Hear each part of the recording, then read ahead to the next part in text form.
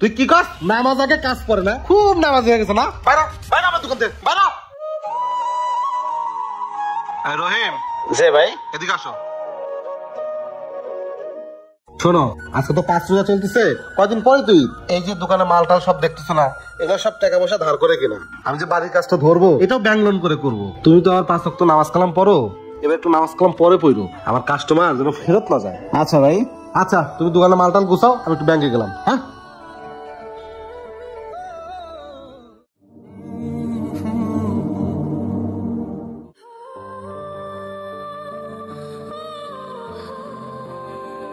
আসসালামু আলাইকুম ভাই। ওয়ালাইকুম সালাম। কি লাগবে ভাই? ভাই আমার বাচ্চার জন্য ভালো একটা ড্রেস নিব। মেয়ে বাচ্চার ড্রেস হবে, আসেন এদিকে। ভাই বাচ্চার বয়স কত? 5 বছর। 5 বছর। এই যে এটা 5 বছরের, এটাও 5 বছরের। ড্রেসটা তো সুন্দরই আছে। ভাই আজান পড়ছে তো, আমি একটু নামাজটা পড়ে আসি, একটু পরে দেখাই। আমার হাতে কাজ আছে তো, একটু আমাকে দেখান। আপনি একটু পরে নামাজ পড়েন ভাইয়া। মাত্র 5টা মিনিট সময় লাগবে, আপনি একটু দাঁড়ান, খালি নামাজটা পড়ে আসি ভাই। না ভাই আমার একটু তাড়া আছে, আমার টাইম একটু শর্ট ভাই। ভাই তাহলে তুমি দেখাইতে পারবো না, আমার আগে নামাজ পরে কাজ। ভাই তাইলে তো ভাই আমার টাইম খুব শর্ট। ঠিক আছে আপনি নামাজ পড়েন, তাইলে আমি আসি। নামাজই হয়ে গেছে, এরকম মুসলিম কত দেখলাম।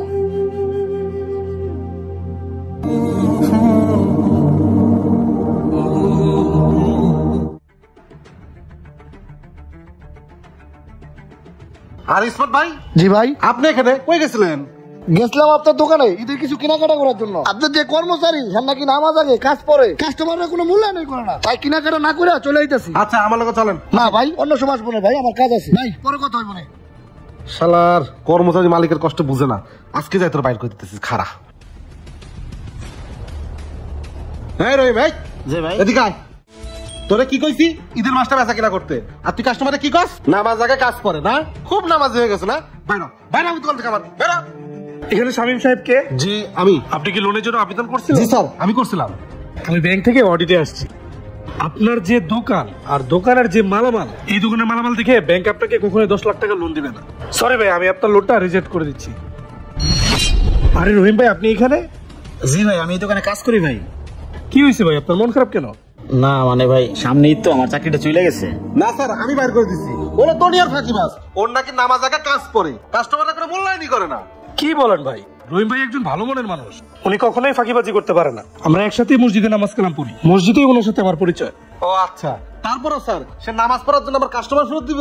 স্যার আমি আছি এমনি নানান টেনশনে, এই লোনটা যদি আমার পাস না হয় আমার মরণ ছাড়া কোনো গতি নাই। ভাই সে তো একজন মুসলমান, তার নামাজ পড়া ফরজ কাজ, সে তো নামাজ পড়বেই। আরেকটা কথা মনে রাখবেন, ঝড় তুফান বৃষ্টি যাই হোক না কেন, আপনার রিজিকে যেটা আছে সেটা আসবেই। আপনাকে তো দেখে মনে হচ্ছে আপনি নিজেও একজন মুসলিম, তবে আমার তো মনে হচ্ছে না আপনি নামাজ কালাম পড়েন। আপনি তো নামাজ কালাম পড়েনই না, অন্য কেউ ধর্মীয় কাজে বাধা দিচ্ছেন।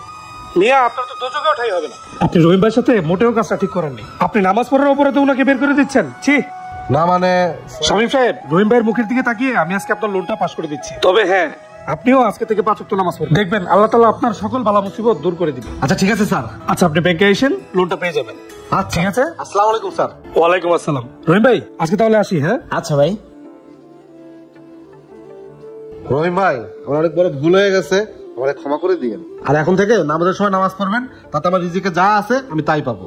রহিম ভাই আজকে আপনার কারণে আমার লোনটা পাস হলো। আসলেই আল্লাহ তাআলা কাউকে নিরাশ করে না। আজকে থেকে আমিও 5 ওয়াক্ত নামাজ পড়বো। যান কাজ করেন। আচ্ছা ভাই। আচ্ছা।